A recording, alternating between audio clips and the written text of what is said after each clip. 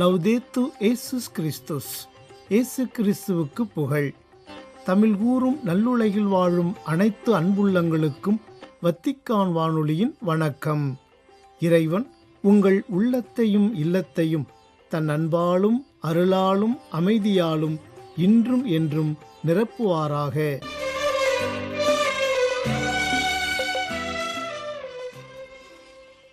அன்பு நேயர்களே, வத்திக்கான் வானொலி இன்று உங்களுக்கு வழங்கவிருப்பவை: திருத்தந்தையின் துருக்கி திருத்தூது பயண 2ஆம் நாள் நிகழ்வுகள் மற்றும் ஞாயிறு மறைவுரை சிந்தனை.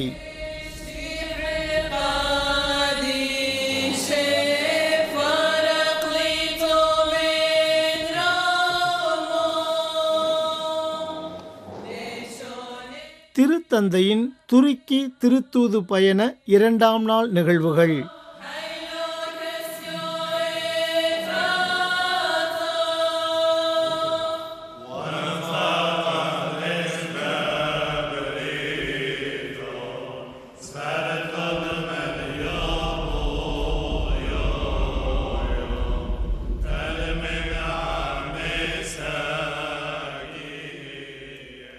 நவம்பர் 28 வெள்ளிக்கிழமையன்று திருத்தந்தை 14ஆம் லியோ அவர்கள் தனது திருத்தூது பயணத்தின் 2ஆம் நாள் நிகழ்வாக அன்று மாலை 3:30 மணிக்கு, அதாவது இந்திய இலங்கை நேரம் மாலை 6 மணிக்கு, திரு அவையின் வரலாற்றிலேயே முதல் திருச்சங்கமான நீசேயா திருச்சங்கத்தின் 1700வது ஆண்டு நிறைவை குறிக்கும் வகையில் அங்குள்ள பல்வேறு தலத்திரு அவைகளின் தலைவர்களுடன் இணைந்து இறைவேண்டல் செய்தார். அப்போது அவர் வழங்கிய அருளுரைக்கு செவிமடுப்போம். Dear brothers and sisters, at a period of history marked by many tragic signs in which people are subjected to countless threats to their very dignity, the 1700th anniversary of the First Council of Nicaea is a precious opportunity to ask ourselves who Jesus Christ is in the lives of men and women today, and who he is for each one of us personally. This question is especially important for Christians who risk reducing Jesus Christ to a kind of charismatic leader or superman, a misrepresentation that ultimately leads to sadness and confusion. By denying the divinity of Christ, Arius reduced him to a mere intermediary between God and humanity, ignoring the reality of the incarnation such that the divine and the human remained irremediably separated. அன்பான சகோதரர் சகோதரிகளே, பல துயரமான அடையாளங்களால் குறிக்கப்பட்ட வரலாற்றின் காலகட்டத்தில் மக்கள் தங்கள் மாண்பு எண்ணற்ற அச்சுறுத்தல்களுக்கு உள்ளாகும் நிலைக்கு தள்ளப்பட்டுள்ளார்கள். நீசேயாவின் முதல் திருச்சங்கத்தின் 1700வது ஆண்டு விழா இன்றைய ஆண்கள் மற்றும் பெண்களின் வாழ்க்கையில் இயேசு கிறிஸ்து யார், நம் ஒவ்வொருவருக்கும் அவர் யார் என்று நம்மை நாமே கேட்டுக்கொள்ள அருமையானதோர் வாய்ப்பாக அமைந்துள்ளது. இயேசு கிறிஸ்துவை ஒரு வகையான வசீகரமான தலைவராகவோ அல்லது அதிமனிதனாகவோ எண்ணத் தோன்றும் கிறிஸ்தவர்களுக்கு இந்த கேள்வி மிக முக்கியமானது. ஆனால் இது இறுதியில் சோகத்திற்கும் குழப்பத்திற்கும் வழிவகுக்கும் ஒரு தவறான விளக்கமாகும். கிறிஸ்துவின் தெய்வீக இயல்பை மறுப்பதன் மூலம் அரியஸ் அவரை கடவுளுக்கும் மனிதகுலத்திற்கும் இடையில் ஓர் இடைநிலையாளராக குறைத்து மனுவுருவெடுத்தலின் யதார்த்தத்தை புறக்கணித்தார். இதனால் இறைமையும் மனிதமும் மீள முடியாத அளவுக்கு பிரிக்கப்பட்டன. ஆனால் கடவுள் மனுவுரு எடுத்திருக்காவிடில் இறப்புக்குரிய உயிரினங்கள் அவருடைய நிலைவாழ்வில் எவ்வாறு பங்கேற்க முடியும்? நீசேயாவில் வெளிப்பட்ட நம்பிக்கை இன்றும் இருக்கின்றது. அது இயேசு கிறிஸ்துவின் வழியாக தெய்வீக இயல்பில் பங்கு கொள்ள நமக்கு உதவ நம்மைப் போல ஆன கடவுள் மீதான நமது நம்பிக்கை. கிறிஸ்தவர்கள் முழுமையான ஒன்றிப்பை நோக்கி மேற்கொள்ளும் பயணத்தில் இந்த கிறிஸ்தியல் நம்பிக்கை அறிக்கை அடிப்படை முக்கியத்துவம் வாய்ந்தது. ஏனெனில் இது உலகெங்கிலும் உள்ள அனைத்து தலத்திரு அவைகள் மற்றும் சமூகங்களால் பகிர்ந்து கொள்ளப்படுகிறது. பல்வேறு காரணங்களுக்காக தங்கள் வழிபாட்டு முறைகளில் நீசேயாவின் நம்பிக்கை அறிக்கையை பயன்படுத்தாதவை உட்பட உண்மையில் கடவுளின் ஒரே மகனாய் உதித்த ஒரே ஆண்டவர் இயேசு கிறிஸ்துவை நம்புகிறேன், இவர் காலங்களுக்கெல்லாம் முன்பே தந்தையிடமிருந்து பிறந்தார் என்பது ஏற்கனவே அனைத்து கிறிஸ்தவர்களையும் ஒன்றிணைக்கும் ஓர் ஆழமான பிணைப்பாகும். இந்த அர்த்தத்தில் புனித அகுஸ்தினாரை மேற்கோள் காட்ட கிறிஸ்தவ ஒன்றிப்பின் சூழமைவில் கிறிஸ்தவர்கள் நாம் பலராயிருந்தாலும் ஒரே கிறிஸ்துவில் நாம் ஒன்றாயிருக்கிறோம் என்றும் கூறலாம். இதன் விளைவாக நாம் ஏற்கனவே அத்தகைய ஆழமான பிணைப்பால் இணைக்கப்பட்டுள்ளோம் என்பதை உணர்ந்து இயேசு கிறிஸ்துவில் வெளிப்படுத்தப்பட்ட கடவுளின் வார்த்தையை தூய ஆவியாரின் வழிகாட்டுதலின் கீழ் ஒருவருக்கொருவர் மீதான அன்பு மற்றும் உரையாடலில் மேலும் மேலும் ஆழமாக பின்பற்றும் பயணத்தை தொடரலாம். இந்த வழியில் எதிர்பாராத விதமாக இன்னும் நிலவும் பிளவுகளின் அவதூறுகளை வென்று ஆண்டவராகிய இயேசு இறைவேண்டல் செய்து தம் உயிரை கொடுத்த ஒன்றிப்புக்கான விருப்பத்தை வளர்க்க நாம் அனைவரும் அழைக்கப்படுகிறோம். நாம் எவ்வளவு அதிகமாக ஒப்புரவு செய்யப்படுகிறோமோ அவ்வளவு அதிகமாக கிறிஸ்தவர்களாகிய நாம் இயேசு கிறிஸ்துவின் நற்செய்திக்கு நம்பகமான சான்றளிக்க முடியும். இது அனைவருக்கும் நம்பிக்கையின் அறிக்கையாகும். மேலும் இது நமது சமூகங்கள் மற்றும் நாடுகளின் எல்லைகளை கடந்து அமைதி மற்றும் உலகளாவிய உடன்பிறந்த உறவின் செய்தியாகும். இன்று வன்முறை மற்றும் மோதல்களால் பாதிக்கப்பட்டுள்ள முழு மனித குலமும் ஒப்புரவிற்காக கூக்குரலிடுகிறது. இயேசு கிறிஸ்துவிலுள்ள அனைத்து விசுவாசிகளிடையேயும் முழுமையான ஒன்றிப்புக்கான விருப்பம் அனைத்து மனிதர்களிடையே உடன்பிறந்த உறவுக்கான தேடலுடன் எப்போதும் இணைந்துள்ளது. நீசேயாவின் நம்பிக்கை அறிக்கையில் நாம் ஒரே கடவுளான இறைத்தந்தை மீது நமது நம்பிக்கையை வெளிப்படுத்துகிறோம். இருப்பினும் கடவுளின் சாயலில் படைக்கப்பட்ட மற்ற எல்லா ஆண்களையும் பெண்களையும் சகோதரர் சகோதரிகளாக அங்கீகரிக்க மறுத்தால் கடவுளை தந்தை என்று நாம் அழைக்க முடியாது. நாடு, இனம், மதம் அல்லது தனிப்பட்ட கண்ணோட்டங்களை பொருட்படுத்தாமல் ஆண்களுக்கும் பெண்களுக்கும் ஓர் உலகளாவிய உடன்பிறந்த உறவு உள்ளது. மதங்கள் அவற்றின் இயல்பிலேயே இந்த உண்மையின் கருவூலங்களாக திகழ்கின்றன.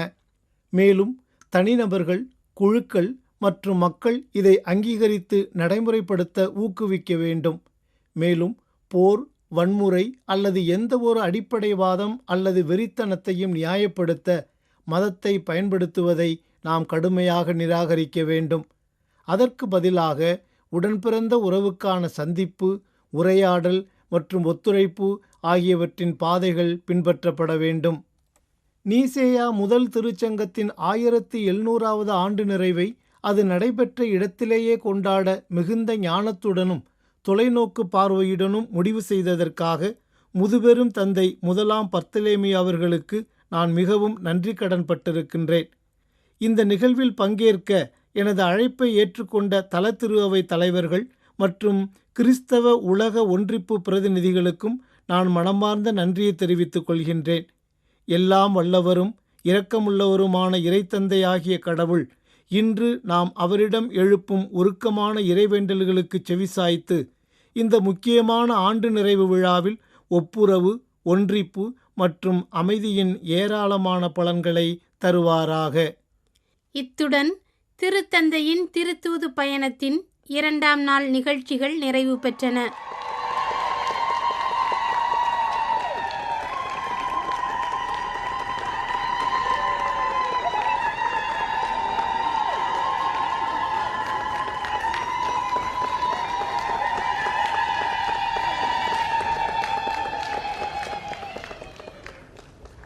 நவம்பர் 29 சனிக்கிழமையன்று திருத்தந்தை 14ஆம் லியோ அவர்கள் தனது 3ஆம் நாள் திருத்தூது பயணத்தை தொடங்கினார். அன்று காலை நீல மசூதி என்று அழைக்கப்படும் சுல்தான் அகமது மசூதிக்கு சென்றார். இம்மசூதியின் உள்ளே சென்ற திருத்தந்தை அமைதி மற்றும் தியான மனநிலையுடன் சிறிது நேரம் செலவிட்டார். அந்த இடத்திற்கும் அங்கு கூடி இறைவேண்டல் செய்பவர்களின் நம்பிக்கைக்கும் ஆழ்ந்த மரியாதை அளித்தார். அவ்விடத்தின் வரலாற்றை குறித்து அவருடன் வந்த இஸ்லாமிய தலைவர்கள் அவருக்கு விளக்கி கூறினர். மிகுந்த மரியாதையுடன் அவர்களின் விளக்கங்களுக்கு செவிமடுத்தார்.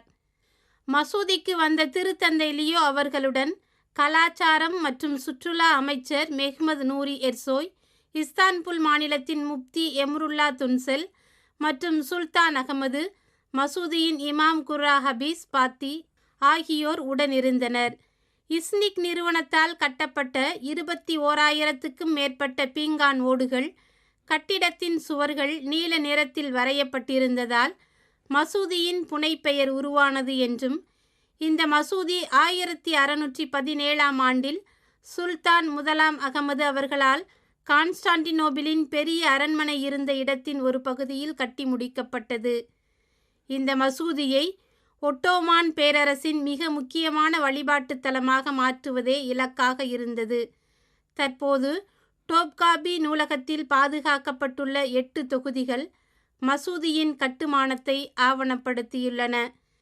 நீல மசூதியை பார்வையிட்ட பிறகு மோர் எஃப்ரேமில் உள்ள சிரியாக் ஆர்த்தடாக்ஸ் கோவிலில் தல திரு அவை தலைவர்கள் மற்றும் கிறிஸ்தவ சமூகங்களின் தலைவர்களுடன் ஒரு தனிப்பட்ட சந்திப்பை நடத்தினார் திருத்தந்தை. தனது முன்னோடிகளான திருத்தந்தையர் பிரான்சிஸ் மற்றும் 16ஆம் பெனடிக்ட் ஆகியோரின் அடிச்சுவடுகளை பின்பற்றி நீல மசூதிக்கு செல்லும் 3வது திருத்தந்தை ஆவார். கடந்த 2001ஆம் ஆண்டு சிரியாவிற்கு மேற்கொண்ட தனது திருத்தூது பயணத்தின் போது தமஸ்கஸில் உள்ள உமையாத் மசூதிக்கு திருத்தந்தை 2ஆம் ஜான் பால் அவர்கள் வரலாற்று சிறப்புமிக்க ஒரு வருகையை மேற்கொண்டார். அதன் பிறகு வரலாற்றில் 2வது முறையாக ஒரு மசூதிக்கு சென்ற நபராக திருத்தந்தை 16ஆம் பெனடிக்ட் அவர்களின் வருகை அமைந்தது.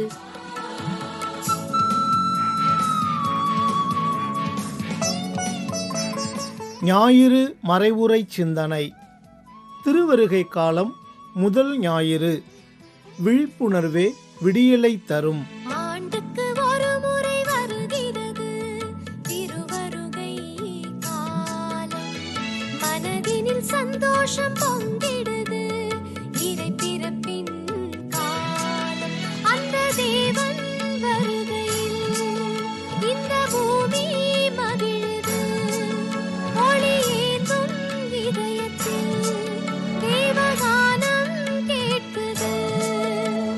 கருணையின் காலம் இது, ஆண்டுக்கு ஒரு முறை வருகிறது திருவருகை. அன்புள்ளவர்களே, பூமியில் இறந்த மக்கள் வரிசையாக மேல் உலகம் சென்று கொண்டிருந்தார்கள். அங்கே கடவுள் மனிதர்களை சொர்க்கத்திற்கும் நரகத்திற்கும் பிரித்து அனுப்பி கொண்டிருந்தார்.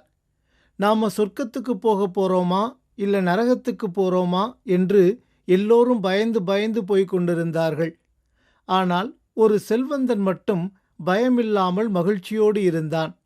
அவனிடம் ஒருவர், நாங்களெல்லாம் சொர்க்கமா நரகமானு தெரியாம பயந்துகிட்டு இருக்கோம், நீ மட்டும் பயமில்லாம இருக்கியே எப்படி என்று கேட்க, நான் பூமியில் வாழ்ந்த காலத்துல கடவுளுக்கு பிடிச்ச மாதிரி வாழ்ந்திருக்கேன், அதனால கண்டிப்பா நான் சொர்க்கத்துக்குத்தான் போவேன், எனக்கு நம்பிக்கை இருக்கு என்றான் செல்வந்தன்.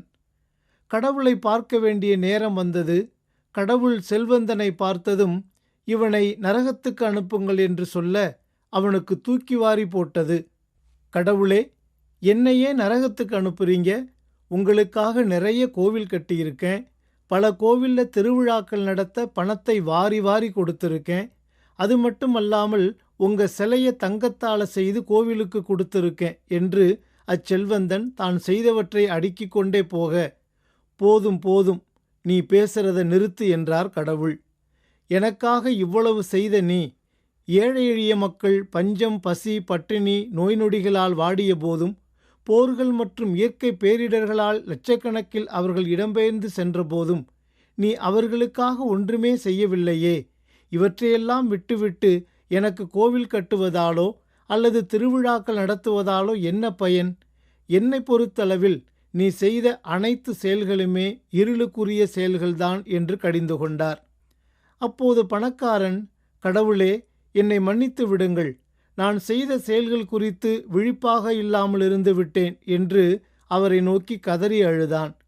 அதற்கு கடவுள், இறுதி நேரத்தில் உணர்ந்து ஒரு பயனும் இல்லை, ஆகவே அதற்கான தண்டனையை நீ ஏற்கத்தான் வேண்டுமென்று கூறி அவனை நரகத்திற்கு அனுப்பி வைத்தாராம். அன்பானவர்களே, பொதுக்காலத்தை நிறைவு செய்துவிட்டு ஒரு புதிய ஆண்டிற்குள், அதாவது திருவருகை காலத்திற்குள் நுழைகின்றோம். இன்றைய வாசகங்கள் இறுதி காலத்தை பற்றி எடுத்துரைத்து நாம் மிகவும் விழிப்பாகவும் கவனமாகவும் இருக்க வேண்டும் என்பதை நமக்கு வலியுறுத்துகின்றன. பிரியமானவர்களே, இன்றைய நற்செய்தியில் இயேசு 3 கருத்துக்களை முன்வைக்கின்றார். முதலாவதாக நோவாவின் காலத்தில் நடந்ததை குறித்து நினைவுபடுத்துகின்றார். தாம் படைத்த மக்களை கடவுள் வெறுக்கும் அளவிற்கு அம்மக்களின் தீச்செயல்கள் அமைந்திருந்தன. நோவா காலத்து மக்கள் தாங்கள் செய்யும் தீச்செயல்களை அறிந்திருந்தும் கூட அவற்றை தொடர்ந்து செய்தனர். இன்னும் குறிப்பிட்டு சொல்ல வேண்டுமென்றால், நேர்மையாளராக வாழ்ந்த நோவாவும் அவரது குடும்பத்தாரும் கடவுளின் அருளால் தங்களை காப்பாற்றிக் கொள்ள பெட்டகம் செய்வதை கண்டும் கூட அவர்கள் விழிப்பாய் இல்லாததாலும் மனமாற்றம் பெறாததாலும் முற்றிலுமாக வெள்ளத்தில் அழிந்து போனார்கள். இச்சம்பவத்தை குறிப்பிடும் இயேசுவும் மானிட மகனின் வருகையின் போதும் இவ்வாறே இருக்கும் என்று கூறி நம்மையும் எச்சரிக்கின்றார். இரண்டாவதாக, இருவர் வயலில் இருப்பர், ஒருவர் எடுத்துக்கொள்ளப்படுவார், மற்றவர் விட்டுவிடப்படுவார். இருவர் திரிகையில் மாவரைத்து கொண்டிருப்பர், ஒருவர் எடுத்துக்கொள்ளப்படுவார், மற்றவர் விட்டுவிடப்படுவார் என்று கூறுகின்றார் இயேசு. அதாவது, தீயவர்கள் நடுவில் வாழ்ந்த நோவா எப்படி கடவுளால் தெரிந்து கொள்ளப்பட்டு பெட்டகத்திற்குள் அனுப்பப்பட்டு காப்பாற்றப்பட்டாரோ, அவ்வாறே வயலில் இருக்கும் இருவரிலும், திரிகையில் மாவரைத்து கொண்டிருக்கும் இருவரிலும் ஒருவர் எடுத்துக்கொள்ளப்படுவார் என்று இயேசு கூறுவதன் வழியாக தீயவர்கள் கைவிடப்பட்டு நல்லவர்கள் கடவுளால் என்றுமுள்ள வாழ்விற்கு எடுத்துக்கொள்ளப்படுவர் என்று பொருள் பொதிந்த விதத்தில் எடுத்துரைக்கின்றார். மூன்றாவதாக, திருடர் குறித்த ஒரு கருத்தை கூறி விழிப்பாயிருங்கள், ஆயத்தமாயிருங்கள் என்று நம்மை எச்சரிக்கின்றார் ஆண்டவர். நான் சிறுவனாக இருந்தபோது எனது பாட்டி அடிக்கடி நான் ஆயத்தமாயிருக்கணும் என்று கூறுவார். ஆயத்தமாயிருக்க வேண்டுமென்றால் பாவ அறிக்கை செய்ய வேண்டும் என்ற அர்த்தத்தில் ஆயத்தமாயிருக்கணும் என்ற வார்த்தையை எனது பாட்டி மட்டுமல்ல, எனது ஊரில் இருந்த வயது முதிர்ந்தவர்கள் அனைவருமே கூற கேட்டிருக்கின்றேன். அதாவது, திருப்பலியில் பங்கெடுப்பதற்கு முன்பு பாவ அறிக்கை செய்து நம் பாவங்களை போக்கிக் கொள்வதில் நாம் விழிப்பாய் இருக்க வேண்டும் என்பதை குறிக்கும் விதமாகத்தான் ஆயத்தமாயிருக்கணும் என்ற வார்த்தையை அவர்கள் பயன்படுத்தியிருக்கிறார்கள் என்பதை இதன் வழியாக நாம் தெளிவாக அறிய முடிகிறது. இன்றைய 2ஆம் வாசகத்தில் இதுதான் இறுதி காலம் என்பதை அறிந்து கொண்டு தூக்கத்திலிருந்து விழித்தெழ வேண்டும் என்று நம்மை எச்சரிக்கின்றார் புனித பவுலடியார். மேலும் இருளின் ஆட்சிக்குரிய செயல்களை களைந்துவிட்டு ஒளியின் ஆட்சிக்குரிய படைகளங்களை அணிந்து கொள்வோமாக என்கின்றார். அதாவது, தீய இச்சைகளை தூண்டும் ஊனியல்புக்குரிய செயல்களை விட்டுவிட்டு ஆவிக்குரிய செயல்களை அணிந்து கொள்ள அழைப்பு விடுக்கின்றார். ஊனியல்புக்குரிய செயல்கள் சிலவற்றை இங்கே அவர் சுட்டிக்காட்டினாலும், கலாத்தியருக்கு எழுதிய திருமுகத்தில் தூய ஆவியின் கனியும் ஊனியல்பின் செயல்களும் என்ற தலைப்பில் இவற்றை குறித்து விரிவாக பேசுகின்றார். ஆகவே நாம் விழிப்புடன் செயல்பட்டு இருளின் ஆட்சிக்குரிய செயல்களை களைந்துவிட்டு ஒளியின் ஆட்சிக்குரிய செயல்களை அணிந்து கொள்ளும்போது நிலை வாழ்வுக்குரிய பரிசை ஆண்டவராம் இயேசு நமக்கு அளிப்பார் என்பதை உணர்வோம். இவ்வருளுக்காக இந்நாளில் இறையருள் இறைஞ்சுவோம். ஒரு முறை வருகிறது திருவருகை காலம், மனதினில் சந்தோஷம் பொங்கிடுது, இறை பிறப்பின் காலம், அந்த தேவன் வருகையில். அன்புக்குரியவர்களே, இதுவரை நீங்கள் கேட்டு மகிழ்ந்தவை திருத்தந்தையின் துருக்கி திருத்தூது பயண 2ஆம் நாள் நிகழ்வுகள் மற்றும் ஞாயிறு மறைவுரை சிந்தனை. இத்துடன் வத்திக்கான் வானொலியின் இன்றைய நாள் நிகழ்ச்சிகள் நிறைவு பெறுகின்றன. உங்கள் செவிமடுத்தலுக்கு நன்றி. வணக்கம். வணக்கம்.